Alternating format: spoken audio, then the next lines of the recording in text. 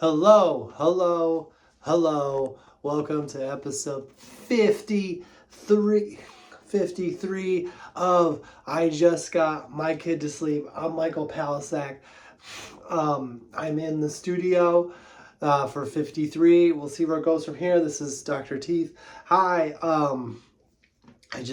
You know how you're completely breathing, completely fine, and then you press record and it's like, I'm okay. Oh, we'll be okay. I'll be okay. I'll just take some water, I think. Episode 53 of I Just Got My Kid to Sleep. It's Tuesday, and it's the morning still. Yep. I'm still on. I haven't moved my clock yet. Let's do that together, everybody. Tuesday is a good time. The Tuesday after, what's it called? Daylight savings is a great time to change your watch. So, whoops, that's the wrong way. Spring forward. So you spring forward. There we go. Did we all do it? Unless you're driving, don't do it. Or if you just have an iPhone watch, that's probably, it probably does it automatically. My parents called me on daylight savings night, and they're like, Michael, make sure you set your watch ahead, which I didn't do. But it's so cute because I was like, I think my phone does it automatically. I think my phone took your job, Mom and Dad. I'm a grown up. Let's see what happens. Let's just see what happens. No, it's Tuesday. I know. Last week we were even later, but we usually do after I just got my kid to sleep. And but he didn't. I'm making a new rule that if he's not asleep before tomorrow, then I do the podcast in the morning. Because what is the definition of just? I just 5 minutes ago or, 10 hours ago. I don't blame myself because why? Why blame yourself? What could gain from that? Improving as a person? I think what happened was I picked him up from school. What I did was, here's what I do blame myself from, is I got into a habit of picking up from school and then going and doing something, like go to the park or go to the library yesterday. And here's the great thing about our library, which is also what I'm blaming. So our library is right next to a park, which is great. And it's across the street from this place where we get crepes. So that's all good. It's good when it's all close together. Here's what life is like as a parent. When you're not a parent, you want things to be close together because you got a life to live. There's a richness to your experience. And you're just going. You're doing this, you're doing that. It's all together. That's great. And as a parent, it's just like, let's just do one thing. Can we please just do just one? We have to go home and eat dinner. Just one thing. We don't need all the stuff lined up. We don't need these distractions. Just do one thing. School, one thing. Go home and eat dinner. Well, before we eat dinner, we gotta cook dinner. He's gonna play a video. But let's get it started. So we're reading Bad Guys. It's a movie, and here's what I know that I'm a dad, other than not being a dad, is when you read like a kid's book and then you watch the movie and you're like, they did a really good job. Like that's how I know I'm in it. I'm so well acquainted with this children's literature genre, or this specific, there's 20 of them, that I'm like, I watch the movie, I'm like, whoever did that best adapted, because the books, Bad Guys books, if you have a kid, they're good. There'll be other stuff about non-kid stuff, but if you have a kid, they're good, but they're very they're kind of like a graphic novel or comic book, but not really. They're like a book, but they move, and there's all these different things going on. It's kind of like the guy that's writing it, Aaron Blavey, was sitting in his room and he's like, what would I want to hear a story about as a kid? And instead of being like an adult writing a book for a kid, he's like, I'm pretending to be a kid writing a book for a kid. Like there's aliens and zombie kittens. It's like, it's pretty awesome. And then the movie kind of takes all of that stuff that was written by a child, maybe he was a child, and streams and puts it through a thing, and now it's a movie. And it was and that's my review of it. It was really good. So anyways, we go to the library. Do people read books on their screens, right? You're not wasting screen time on a book with a kid, right? Who could do that? You can't. You just can't. If we're reading a book, we're off screen, because screen time is so regulated these days. Have you heard about the regulations? You got to keep your screen time under at least 10 hours a day. No, it's like 1. It must have been, I talk about this on stage sometimes, it must have been a lot easier to be a parent before we knew about screen time. Like when I was a kid, I don't remember anybody telling me not to be on screens because we didn't have any. There was just none. There was none. I think my dad had a computer, but TV was far away. You know, they say when you hold it, that's when the kid gets really, that's a big shot of my thumb. Like when the kid gets really, that's when it invades it's when they hold it. And so you gotta limit that. So anyway, we're going to the library to get books. And so we went to the library to get the book, and they don't have it, you know, and that's pretty fun, because then we get to go talk to a lady who will get the book for us. So we go to the lady, and my son is a 6-year-old boy, you know, and he doesn't understand that the library is not a playground. That's not, I think he knows it's not a play. I think what he doesn't understand is that there's a difference between the playground and everywhere else. Like I'm like, we gotta go to if you really don't have to do anything with kids. You really could just go anywhere and they'll just treat everything. The only reason as a parent I take him to the playground is for me, because wherever I'm at, he'll just turn into a playground anyway. He will simply just slide and climb on anything. So we're asking the librarian for a book, and he's like up on the counter almost, and it's not like he was gonna get hurt, and it's not like it was a brand new counter, but I felt like this need as a parent to be like, well, it's my job to say something. Like he wasn't even on it yet. It was more of just like remember when you were a kid, unless you're a kid, then still you have to remember. But actually, if you're a kid, I don't know if you're listening. You're probably, maybe your parents are listening. But they used to have a thing called the Presidential Fitness Award, where the President of the United States set these standards for you to meet fitness-wise, which was kind of confusing as a kid, because you had to do a certain amount of push-ups, I think, which that was fine, or a certain amount of crunches, and that was fine. But then you had to like stretch, and I never made the stretch part. And I was an active child. Like, that's the problem with like standards, you know? It's like you take kids who are doing the best, they're active, they're doing the best they can, and then you're like, well, you're not up to the president's standards. And I cared about that. I cared about it.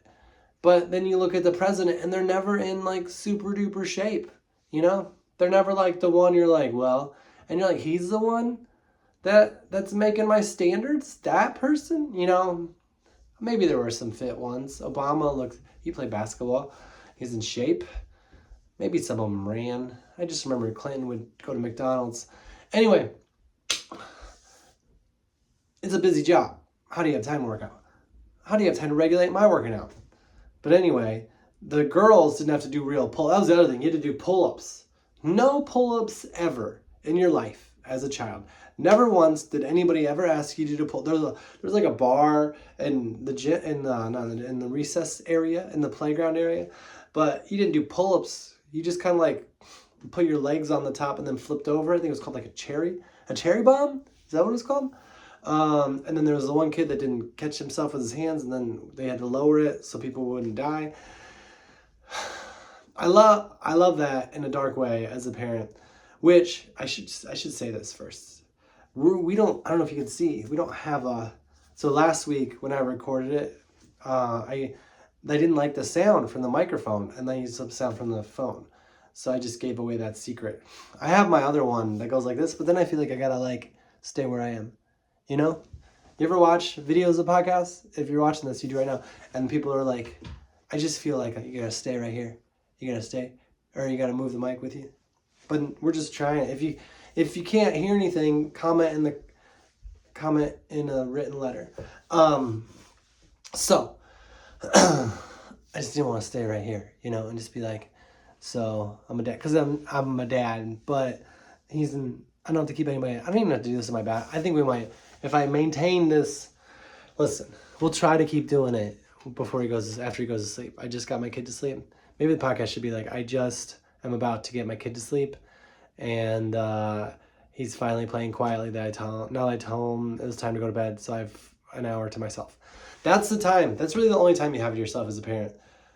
Because when they go to sleep, the clock's ticking, you know. But before they're asleep, when you tell them it's time to go to bed, and they're like kind of like ignoring you, kind of like just let me play, that's the time where you can do whatever you want. Like I could leave. You're not gonna leave, but like you could do a podcast in that time. Maybe not a whole one. They would come find you. Jack, when it's bedtime and he comes to find me, he's like, Dad, I want to make sure you weren't lonely. Okay, that's nice, but I see it. I see what you're doing. You're just trying to not go to sleep. Anyway, so back to the library is where we were, but we were talking about something else first. How much livelier I am during the day, you know? No, it's called I just got my kid to sleep. He's probably going to sleep soon and for school. I take naps. Anyway, what was I? The producer. There's no producer. So we're at the library and the books, and the only thing you could do is when they think they're gonna go to sleep. I could just keep talking to fill the time, but I really want to get it. So many of these episodes, I feel like I've brushed past a thing and then been like, you know, who am I to leave all these people just waiting? I don't even think I can talk it out, really. I'm going to pretend to get it and then talk about something else. Oh, yeah. So, anyway, the lady types in the bad guys book, and then we check it out, and that's all great. And then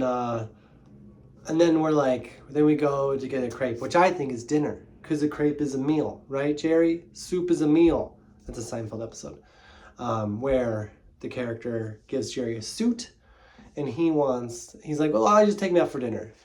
And he takes him out for dinner, and all he gets is soup, and he's like, we'll do dinner another time. It's a very Seinfeld. Have you heard it? It's on Netflix. It's a show. Check it out. See if you like it. That's a free promo for the Seinfeld show. I thought a crepe would be a meal. The first time we went there, whenever I go somewhere with my son, I'm like, this is the meal. This is dinner. But it's not. He's trained me to the point where, like, we're at the crepe place, and I do the thing I always do. We get the crepe, and I'm like, this is dinner, right? And he's like, yeah. But I know it's not. So I'm already planning. I'm like, well, we're going to boil some corn on the cob. That goes great after a crepe, right? But here's the part that's not my fault, is that the crepe place is also a chocolate place. And one time I had a taste for a chocolate strawberry, and so I got one. And so now the guy that works there, his name's Diego. He's great. It's my favorite chocolate place ever. He's gonna be a doctor. They know our order, which is great. It's nice, but now I feel like this pressure because Jack is a kid, and I've heard that chocolate in children and bedtime is like they're not. I didn't want to say car explosion because maybe you're in a car right now, but it's not. I always didn't believe in it. I just feel like chocolate has cacao, so it's good for you. But he doesn't even eat the strawberry sometimes. Sometimes just like, he was eating the chocolate, and the chocolate was hard to just eat because he would drop the strawberries sometimes, never on the floor. Not that would stop him, but like he would drop it on the and then he would like keep eating it, and but he was like, oh, I keep dropping. I'm like, well, you gotta just bite the strawberry, and he's like, no. He didn't say it, but I think what he was thinking was like, I'm not filling up on that fruit right now. He's 6 years old, and he's already figured out. So that's where it's all gone bad. The strawberries are big. They're luscious. I don't know. They're delicious. I get dark chocolate. He doesn't get dark, but like they're so good. And then he gets his crepe, and this is at like, I would say 5:30. So I feel like he's gonna burn off, but that's where it all went wrong, I think. Yeah, he didn't fall asleep very well. We got him to bed. Me, got him to bed, and then he was just like. But sometimes I realized too, kids will do that while they're asleep, because it got to be pretty late and he was still moving, and I was like, "There's no way." And then I looked, he's just active. Anyway, then we go to the playground. The third thing, maybe we've definitely talked about the triumvirate of things, and there's an app on my phone called Bibio. If you haven't checked it out, it's pretty cool. On my phone specifically, just check my phone. If you don't have my phone, then maybe it's available on your app store. I don't know your life. So it's really cool at a playground. You get to play games, and then it makes the kid like go down a bunch of stuff and be really active. He doesn't even think about it. We went through 7 levels, found 18 treasures, and then it was getting dark, and I was like, it's time to go home. And it's hard. Here's what's hard. Not what's hard. Here's what's great about daylight savings. Here's the thing about daylight savings. There's a couple things that I love about. This is the part of the show where we talk about, because that's not necessarily the tone that we feel all the time, an optimistic attitude, and a positive, assertive choice. But here's where we go in, because it's easy to look at daylight savings and be on the phone with your child's grandmother or grandfather and be like, oh, they're never going to go to sleep now. Because they don't care. Like, I don't think he knows what clocks mean yet. So to him, daylight savings is just kind of like, is either real or it's a trick that parents are doing. Yeah, buddy. No, it's bedtime now. Yeah, no, I know it's light outside still, but the clock just moved an hour. Yup. The whole world decided that it's an hour later now. I know. Isn't that crazy? I know it's not as dark as it usually is, but we decided as a world that today it's an hour later now. Yep, hour late. Yep. So it's bedtime because school's going to start an hour earlier if you go by the time it was before now. So we got to go to bed now, even though it's not as dark. Yeah, it's called daylight savings time. Yup. Where the whole world decides that it's later. It's later. Go to bed. That's actually not a bad move. Like, if you're a parent, you could probably get in like 3 or 4 daylight savings. That's not bad at all. Like, yeah, buddy. No, I know it's not, but it's bedtime, and there's a playoff game on TV. So those two things mean that the whole world has decided it's later now. I wish I didn't. I didn't get to vote. I'm an adult, and I didn't get to vote. I didn't get to choose. Yep, which is later. So you want to be all rested for school, right? I don't think kids would think it's a trick, but it sounds like a good trick. So I guess that's one positive. But another positive of daylight saving is I realized, because I was talking to my parents, and I was like, man, it's going to be hard to get him to sleep or whatever. But then I realized that he's in kindergarten, They're not taking final exams right now. It's entry-level learning going on here. And I would drop him off late sometimes without the excuse of daylight savings. And I would get a little talking to by the administration, school, because they know it's not the kids' fault, even though it kind of is. Who needs to eat Cheerios one at a time? That's how slow you're going to eat these things? Oh, I can't tell how long it's going to take for breakfast. Breakfast is such a, like, sometimes he eats every single Cheerio and then drinks the milk and gets it on me and him. Sometimes he'll eat like 3 bites, like, I'm all done. Okay. Anyway, so I realized this is the positive, the optimist, the great part about daylight savings is that I'm just going to say this side note. It feels a little weird doing a podcast where the audio is just coming through. I don't know if it's going to work. Maybe this is an innovation. I have this mic. I'll use the mic next. I can still do it from, like, I'm staying really still. So the positive of daylight savings is that when I drop my kid off late to school, I can know that I have kind of an excuse, you know? Like, if the teacher gives me a look, I can be like, I know, daylight savings, you know? He still thinks 7 o'clock is 8 o'clock, as if he gets to bed at 7 ever. He still thinks it's that. He just didn't fall asleep. I had him in there. He just didn't fall. I know. Well, you guys have a good day. I'm going to go away for 10 hours. No, it's not 10 hours. But I felt better. I felt more comfortable, more secure. Being like, we might be late, but I got to like, they might give me the benefit of the doubt that I'm a solid. Because here's the priorities of being a parent. Number one, make sure your kid's happy, healthy. Well, I don't know, happy, you can't control that all the time, but healthy. All the things like sleep, food. Is this how you count things? You put your arm up? If you're not watching, I put my hand up and I'm counting off. It's weird. It's a weird way to count stuff. 1, 2. I think I was doing like a level thing. Like, this is the first thing and this is the second thing. So the first thing, most important thing, is to make sure your kid is taken care of with food, shelter, and rest, you know, and clothes. And, you know, toys and video games and lollipops and fun times, and make sure they got to watch their cartoon, and then stories, and then calling grandma and grandpa, even though they don't really always show interest in that, but when it's time for bed, they want to do that. No, yeah, it's like a couple things. And then right below that is making sure that all the other adults know that you're doing a decent job.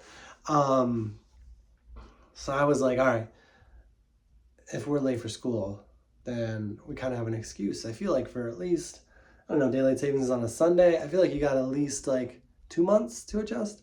I can be late for the rest of the school year. No, probably like a couple days, right? So I feel good about that.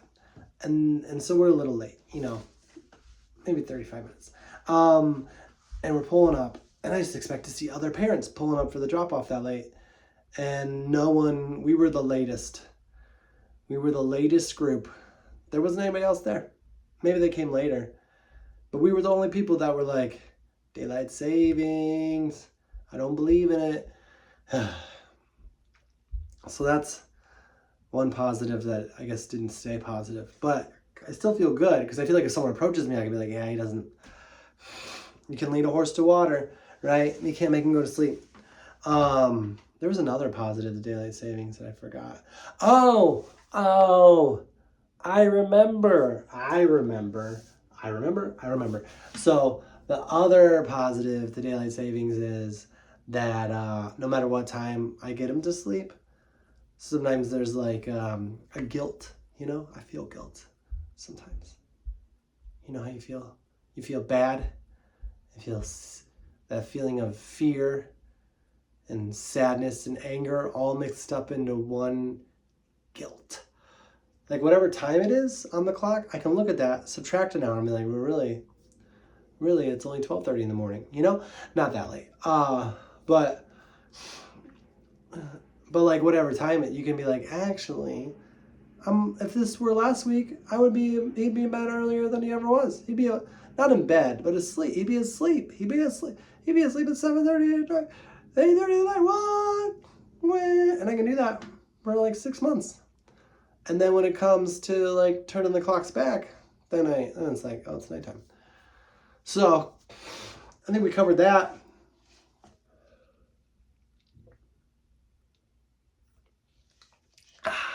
That was a water break. So, yeah. And because you didn't fall asleep right away, I didn't do the podcast because this week I've decided the theme of this week is to stay awake. I know I posted this before. People are like, I go to work. Well, I work at night. So there's its own things, you know? Sometimes, not tonight, but like sometimes you can be up early and then take a nap and then be up late again. Or sometimes you can just go to bed at a normal time. So I've been trying to go to bed right after Jack. Usually I fall asleep before he does. I get up, I go clean up, and then I try to go to sleep as soon as I can. So I didn't do the podcast. Maybe I just got my kid to sleep isn't a viable, healthy business model. Maybe I don't change the name, but like maybe it's like I just got my kid to school, or maybe it's like I just got time to do this podcast because I'm a parent, and maybe just doing one is also crazy. No, it's very fun. Anyway, another thought I had was we didn't really cover this at all. We, right? Everyone tuning in, us. Last week was Mardi Gras, which in French is Fat Tuesday. Well, in English is, what is Mardi Gras? Mardi Gras is French. I don't know. So it's Tuesday. Last week was a Tuesday. Last week was a Tuesday. There was a Tuesday last week.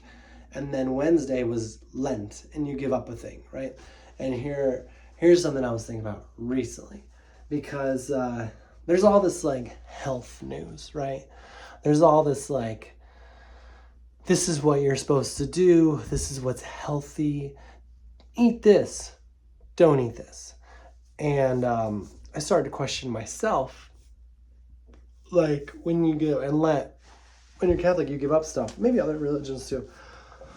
You give up stuff for Lent. And the whole idea is like, you realize, I don't really know the whole idea. I think part of it's like, there's no reason to go into all the sadness. But one thing I think that's good is like you realize, oh, I don't need this thing to be happy. I can be happy with or without this thing, you know? And when I was younger, I would think like, oh, if I eat ice cream or drink, I'm doing that because I'm stressed. And this is I'm coping with this thing. That's why I'm eating like a soft pretzel from the mall, because I have to cope by eating this thing. And it feels good, it tastes good, but I know that deep down there's something wrong that I need to fix before I ever get better. So that's what I used to think. And maybe that's true on some level. Sometimes. But I think also, everybody, all the sleepers out there, this is important to remember, that food tastes good. Especially the stuff that you might give up. Like food sometimes just tastes good. It just tastes good. And that's why you eat it, because it tastes good. And maybe it tastes good, so good that it distracts you from your problems or whatever. But like also, let's not forget the fact that it just tastes good. It could just taste good. And that's why you want to eat it. Maybe more than normal. I don't know. But like the initial eating of food that tastes good might just be because it tastes good. So don't give yourself a hard time. Because one time I did a detox for this. I don't know. I went to a doctor and he was like, you should do all this stuff. And I didn't eat for like, it was like 4 weeks or 6 weeks. I think it was 4 weeks. And each week you got to eat more stuff. Like the first week you could just eat like meat and vegetables, and then the second and rice. And then the second week you could add in fruit, but only like separated from the other stuff. And no like potatoes and no bread. The only like carbohydrate was like rice and or like quinoa and quinoa. That's probably the appropriate way to say it. And so I did it, and you could put butter in. Like you could have bacon. Maybe it wasn't the best detox. I think it was great, but I really craved like a bagel, right, and cream cheese, or like a soft pretzel, or like something like that. And so I went, and I thought it was because like, oh, I'm in a stressed place, and this is how I cope with my stress or my issues, is by eating this thing. And so wanting to eat this thing and then eating it, it's good that I don't, because that's just me trying to fix this thing rather than just dealing with my emotions. But then I went like 4 weeks without doing that stuff. And I had a bagel for the first time on an airplane after 4 weeks. And I realized, oh, it just tastes good. That's why I wanted it. So I think we should give ourselves a break. Maybe do something else. I don't know. I'm not an advice person. But that's one thing I realized. I don't think everything has to be associated with a problem. I think it could just be that it tastes good. And that's why you like it. And I think when I eat a thing, and I know I'm eating it because it tastes good, then if I am eating it because I don't want to deal with the fact that I dropped my kid off late at school and tried to make an excuse by doing daylight savings, but no one looked at me that way. They just kind of like ignored me because I was the parent that dropped my kid off late. Maybe instead of, then that problem is already gone, because I'm not eating it because of that. I'm just eating it because it tastes good. And then maybe I don't need to eat 6 of them. I don't know. I've never eaten 6 bagels. My friend used to have 2 in college. That's the other thing. Think about what people ate in college. My friend in college used to have like 2 bagel sandwiches in a meal. And completely fine. Just completely fine. I don't know. I'm not a health advisory guy. What did I eat this weekend? Where was I? I don't remember. I was far away. I was in North Carolina, Come On and Raise Up. And I don't know, that's my song. Take your shirt off and spin around your head like a helicopter. And then South Carolina, Charlotte, Greensboro, and then South Carolina. And the food was just fine. I don't remember. I think it tasted good though. I had McDonald's and it tasted good. One thing I like to do at restaurants, because I also feel like vegetables are good for me, I just feel like that, as this is really interesting, I'm sure, for the podcast. But one thing I like to do at a restaurant is, like, if they have an option for a side other than fries that's like healthy, like this place just had like spinach or something, I'll like order the thing that I want, the meal, and then I won't say no fries. Like if it comes with fries, and then I'll say, and a side of spinach or whatever, hoping that they'll give me both, and I'll pay for both. But just if they don't, then I'm just like, well, I'll get fries another time. But that way I got to try it. One time, they forgot the spinach or whatever it was, and they're like, oh, do you want some? I'm like, no, this is meant to be. This is all I really wanted was the fries. Fries are so good. They just taste good. One thing I don't understand is how you can drive through a fast food place, and not to diminish fast food, but it's fast and it's food, and you can order French fries from McDonald's or In-N-Out, and they don't just automatically give you ketchup packets. What do you do? Like, one time I was going through In-N-Out and I wanted to make sure I got ketchup packets, so I was like, hey, get some ketchup for the fries, and they put ketchup on the fries for me. What are you doing? Who does? Like, they just gave me a tray of fries and covered it. Like, that's a very personal thing.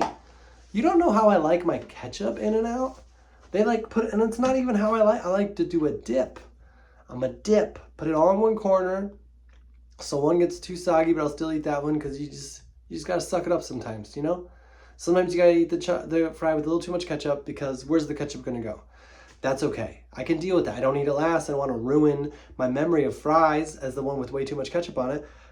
But I know here's the thing. I'd rather have a bowl full of fries, a full thing of fries, than the place to leave a space for ketchup. I'd rather get the extra fries. So anyway, I think it's weird.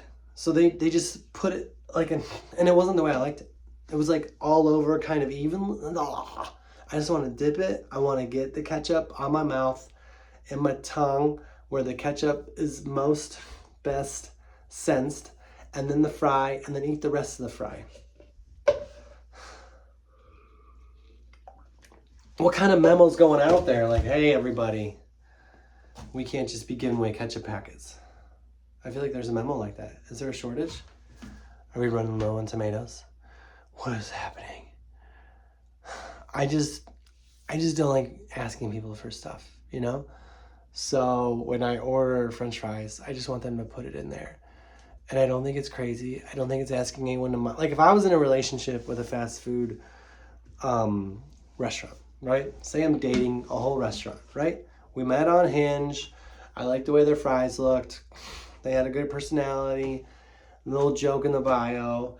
And we chatted a little bit. Went out on a couple dates. And then, like, started hanging out more often. And then all of a sudden, now we're in a relationship now. And it's been a year. We're talking about our futures. Maybe, you know, getting married. We would get married and we have a family. And then one day we're at a different restaurant, because you can't take a fast food restaurant to itself. That's not a date. So you go to a real restaurant and you're like, I gotta go to the bathroom. I'm gonna order first. It's like, I'll order for you. And they're like, and you're like, all right, I want fries. You know, and they're like, we know. So they order for you and come back, and there's fries, no ketchup. I think it's normal to be like, I didn't know I had to say ketchup.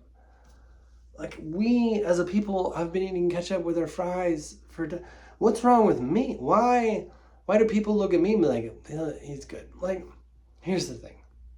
I used to be good. When I was younger, I didn't really like ketchup all the time on fries. It looked a little.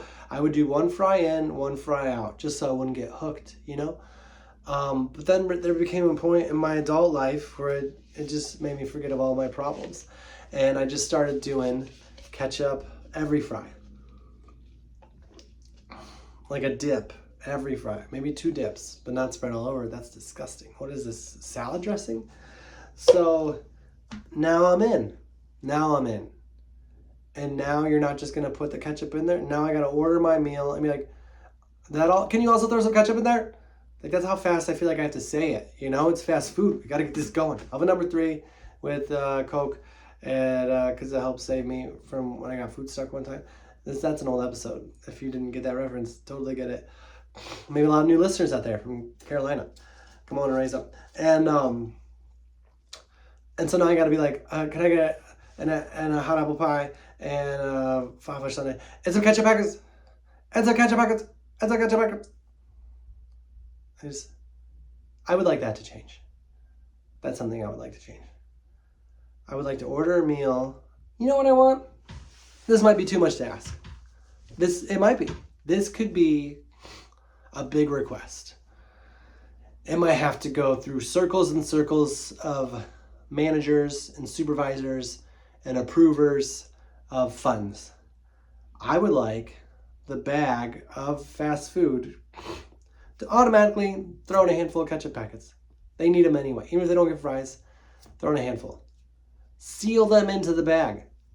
Bags with ketchup packets already.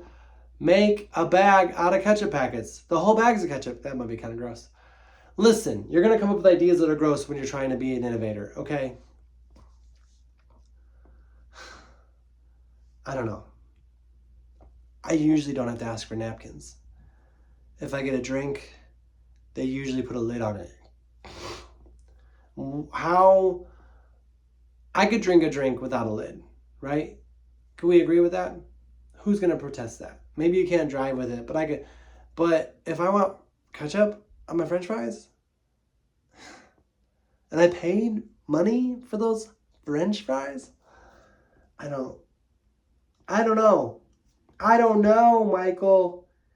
I don't know. It's just not the same experience. Anyway, I kind of talked about that for a long time. My shoes.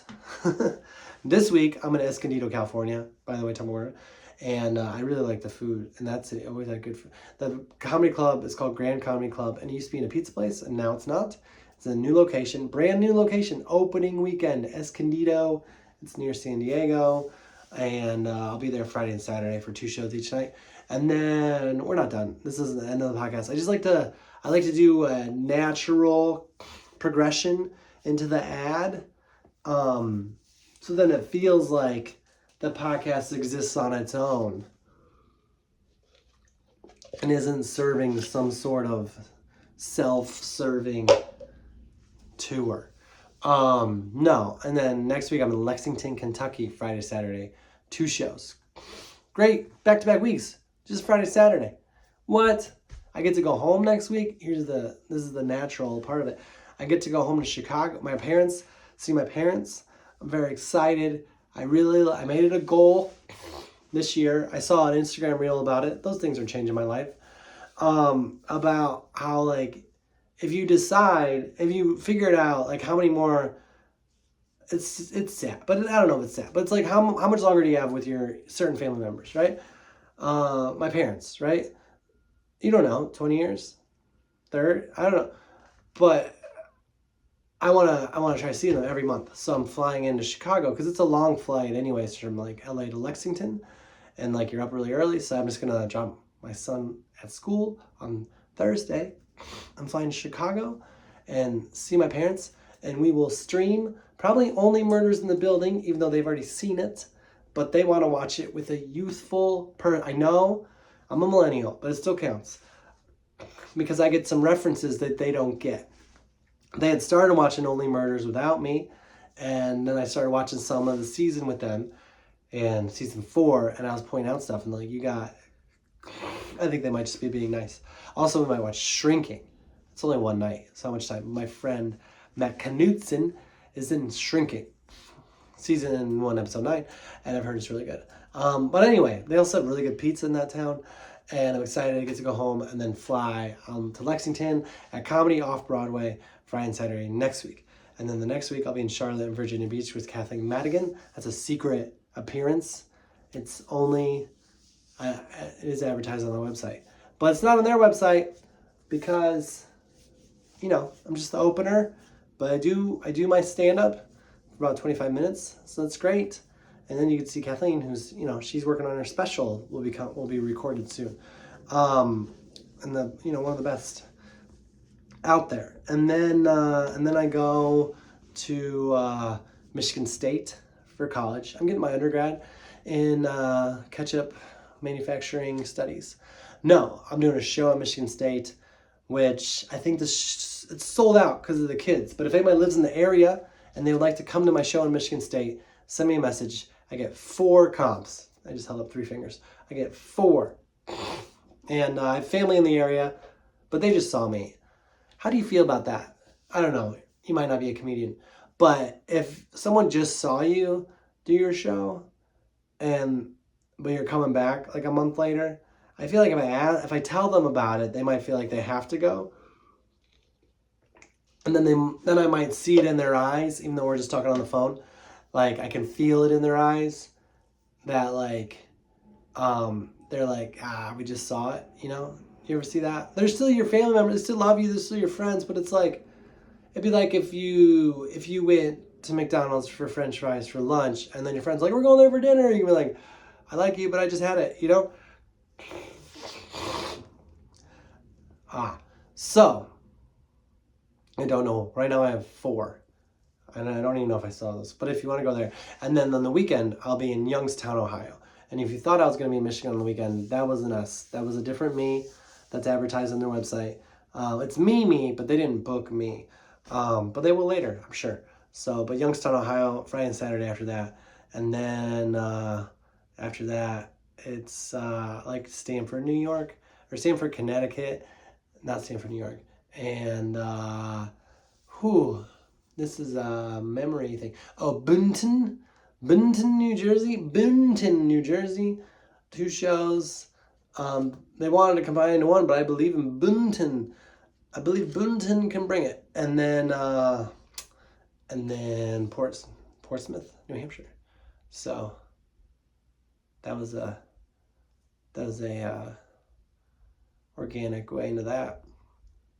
Anyway, yeah. I bought a pair of white running shoes recently, and I was worried because here's when I get new shoes. This is when my something on my body starts to hurt, and I'm like, maybe it's the shoes, and then it usually is. Like my knee or my ankle or something was bought, and I was like, I gotta get new running shoes. So I got new running shoes. I like the Nike Pegasus. I've gotten every year for the last 4 years. And my first ones were orange, and they were so cool because my high school's colors were orange and black, and the cheerleaders always got to have shoes with the color in them, and I never realized how cool that was until I got orange running shoes. It felt really cool. And then I got white ones, and they got really dirty. I didn't like. I had a bad experience. But these white ones, I feel like look way cooler, when they get a little dirty. I feel like these ones look like, oh, he's a runner, where the other ones are just he's, I think it's weird on the running shoes though. What they do is they have little inspiring messages kind of sometimes. There's one of my pair of shoes that said engineered to the exact specifications of world-class athletes. And I know they say that because they probably do have world-class athletes that give them exact specifications. And that's a good thing for them. But also, I'm not a world-class athlete. I'm barely a city-class athlete. Maybe I'm an apartment-class athlete. I'm definitely the best athlete in my apartment. And I don't know if I'll be able to... world-class, they don't even need shoes, You watch the marathon, they're smoking everybody. And I don't know. I thought they ran without shoes, not in the marathon, but in real life. Anyway, my white shoes got run. I don't know whether to clean them or not, because if I clean them, they're going to get dirty again. And if I don't clean them, I'm already happy. So, but what if I let them get dirtier and I want them cleaner, and it's one of those things, sometimes you clean a thing and you can still see the dirt. What is that dirt? Is it still dirt? That's a question. My son has this bath toy where it's a bee, and you put water in it, and then water comes down. It's turns into a little shower fountain thing, and we've had it for a long time. And I looked inside, and it looked like the yellow was discoloring. So I was like, all right, we'll wash that. I put it in the dishwasher. It's not a dish, but I figured it could handle it. And I pulled it out, and it, it's been in the dishwasher. I'm sure it's clean, but that stuff is still there. So is that not dirt anymore?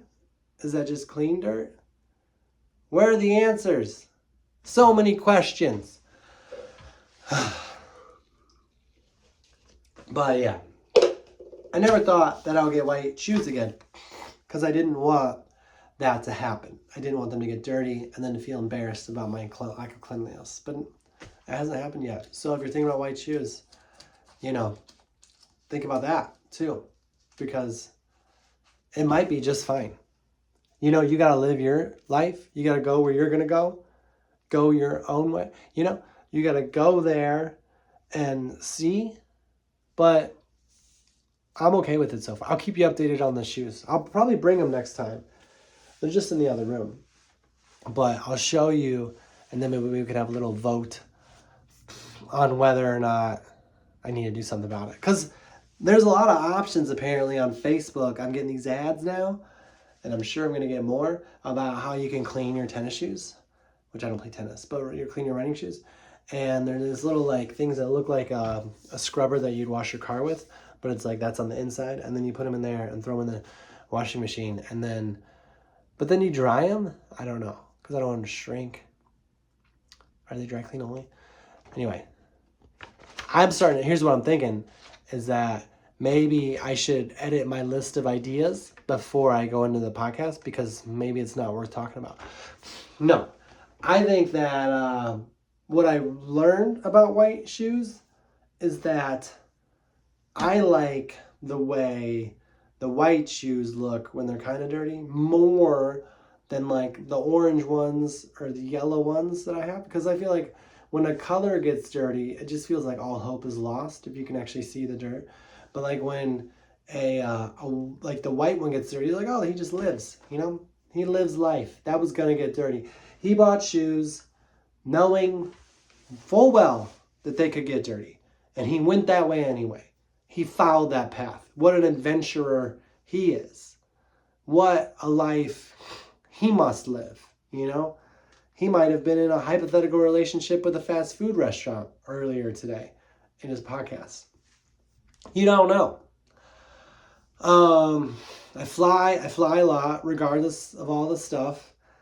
I did realize this though, because you know there was the plane that flipped over in Toronto. Did you hear about that? Or do just people just fly get that message?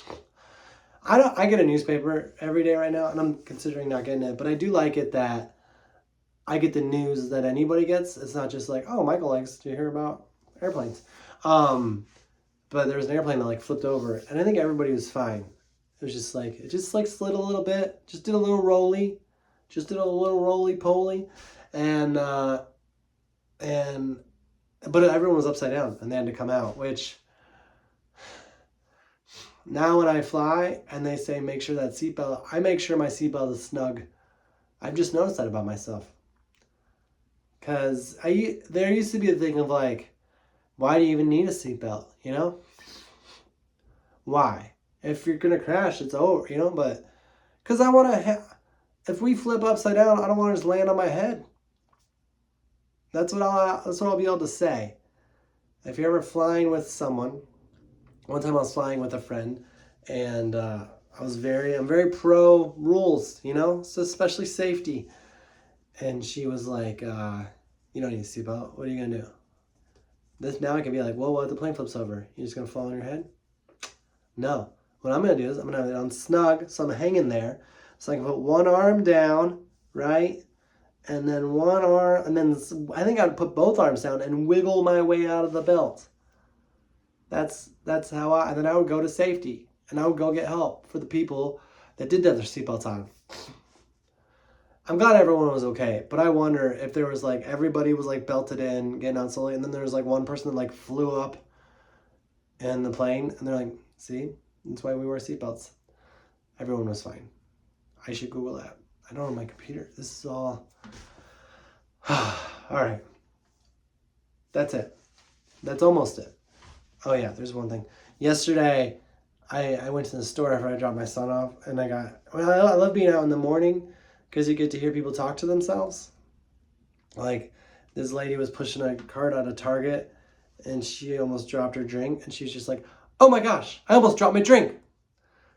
Like, almost exactly those words. Like, she just said what happened. And then I think you get that a lot more in the morning when people are like less aware of people being around them. It's like, I almost dropped that. Like one time I was in Chicago at like a very busy area where people are like walking to work and stuff. And I'm going down, like I'm just walking down this hallway, and this guy, it's so many people there. And there's guys like coming off an elevator, and he's just like, I'm so tired. Like I was like, I just love hearing people say the thing that they're thinking when they're tired, because they don't care that anybody hear them. All right, thank you everybody. That's episode 53. Year 2, we're in year 2. All right. Thank you for listening. I love you.